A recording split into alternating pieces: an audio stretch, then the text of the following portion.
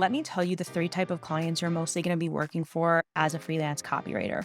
There's working directly for the client. For example, one of my clients was DocuSign. They were a big name and something I was proud to put on my copywriting website. I worked directly for them. So when I cold pitched them, I reached out to somebody within their marketing department. I got on a call and I eventually made them a retainer, and I eventually started getting retainer work for them on a month-to-month basis directly from DocuSign. I'm Christine. I'm a former 9-to-5 salesperson turned freelance copywriter, and now I teach other aspiring writers how to get on LinkedIn and land high-paying freelance clients. If you have been dreaming of making a full-time living as a writer with no boss, no commute, no office politics, then keep watching. The second type of client you can work for is an agency. So an agency is basically a company that is taking on the clients and then farming out the work to another writer.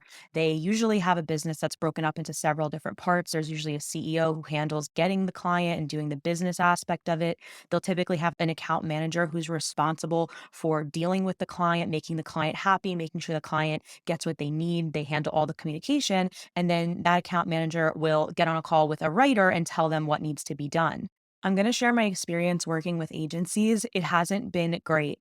Now, agencies can be really good for a number of reasons. So I'm going to tell you why they're good, but I'm going to tell you why I don't typically work with agencies. So agencies can be great because they can get you access to companies that you would never have the opportunity to actually get in contact with. So for me personally, when I worked for an agency, they gave me work from HP and Salesforce, which were like companies that I would never probably have success cold pitching directly. They have really built out marketing departments. They have a lot of relationships with agencies that are handling marketing functions.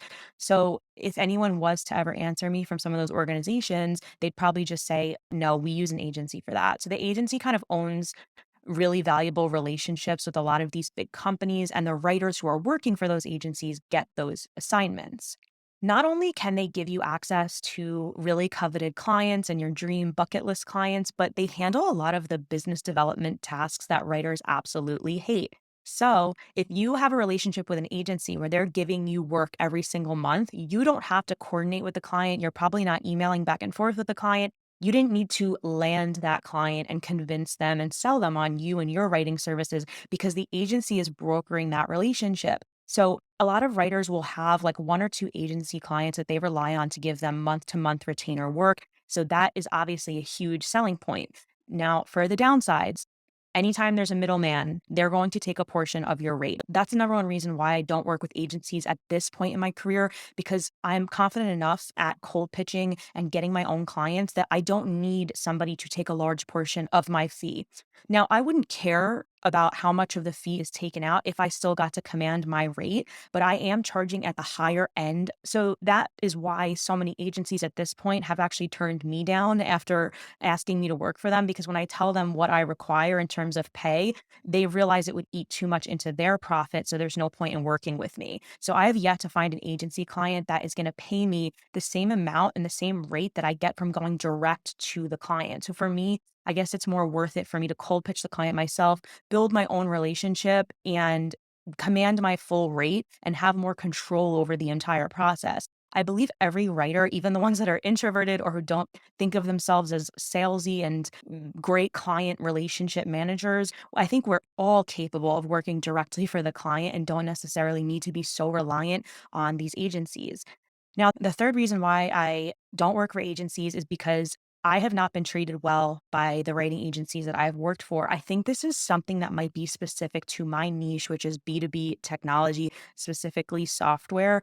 I have been treated so rudely. I've been given crazy turnaround times. The way they questioned my rates and tried to make me feel like I wasn't worth charging that.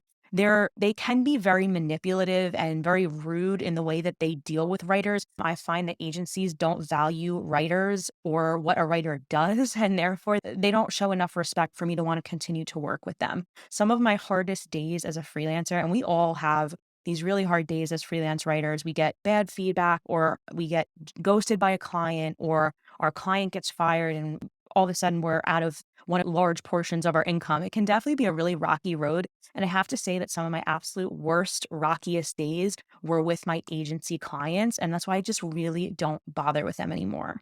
The last thing I will say about agencies is what I have realized is that it's hard for agencies to form a really strong relationship with clients. So, a lot of the time, the client will treat the agency really badly. A lot of clients, maybe this is just in my niche, they see advertising and marketing agencies as very disposable. So, the minute something goes wrong, even if it might have been the client's issue with their communication, they are ready to get rid of that agency. And you, as the writer who you're just freelancing for the agency, you have no control over anything that goes down. If they don't like the agency you're working for and they cancel, then you're gone too. And I've been on calls with the client and the agency, and I've seen the way the client treats the agency versus the way they've treated me directly as a freelance writer on these calls. And it really is night and day. They're really hard on these agencies, which might be why agencies are kind of rude to their writers. I think it's just that type of cutthroat industry, and it's very churn and burn and who can get us the best results. It's just the way things tend to be. And it's what I've noticed after years of doing this.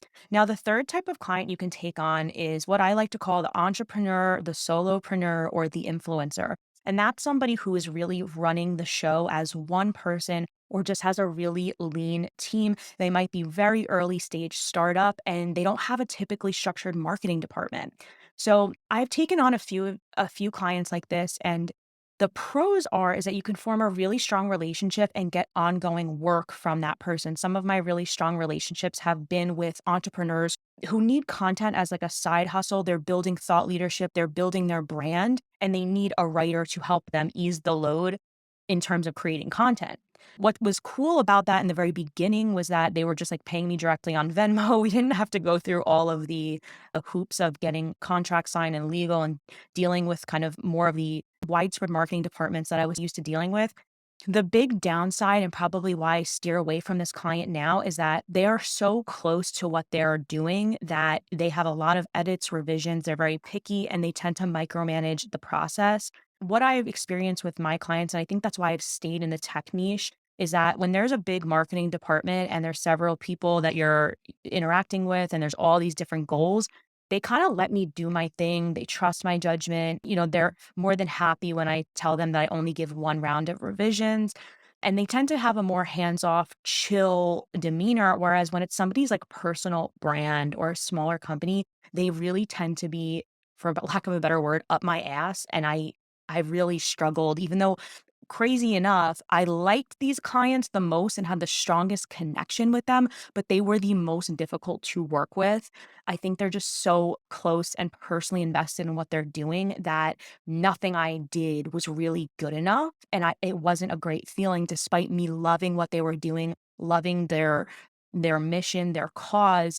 I did find it was more difficult to work with them and probably just prefer the more impersonal relationship of a marketing manager just reaching out to me and assigning me work periodically with like very little input. So, depending on what type of client you are looking for, whether you're going to work directly for the client, whether you are going to work for an agency, and whether you're going to work for an entrepreneur, that is going to determine where you should look for those clients. So, for the companies that I work for, which are just, I'm working directly for the client, it's usually for a technology company. LinkedIn is my best bet.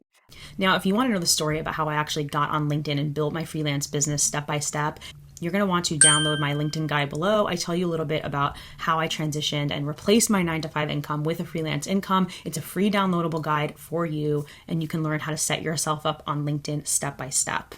See ya.